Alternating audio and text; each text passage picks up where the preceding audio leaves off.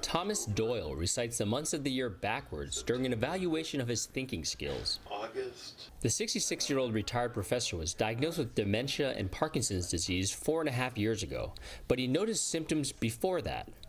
I was a professor of education, and I started to forget the lectures that I had given for years and years and years, and I was having trouble answering students' questions. Doyle wishes there was a blood test that could screen for possible signs of dementia before symptoms become obvious. It's so difficult at times to come up with a diagnosis for those of us who have dementia, and all that time we're wondering is a time of anxiety.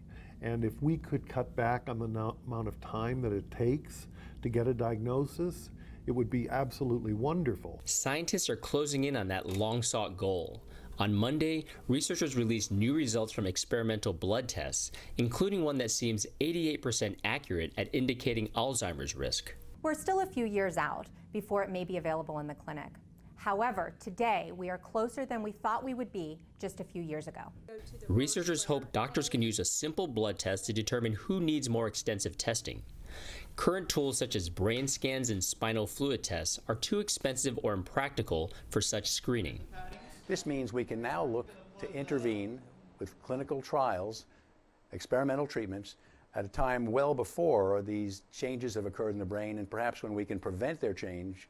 Researchers are trying to target dementia at its earliest stages to prevent the formation of amyloid, a protein that clogs the brains of people with Alzheimer's. Thomas Doyle believes a blood test could have made a big difference. That would have simplified my life so much, and it would have led them to a treatment plan that probably would have been most beneficial to me at that point and would have helped me in the future. Promising news in the battle against dementia, a disease that affects an estimated 50 million people worldwide.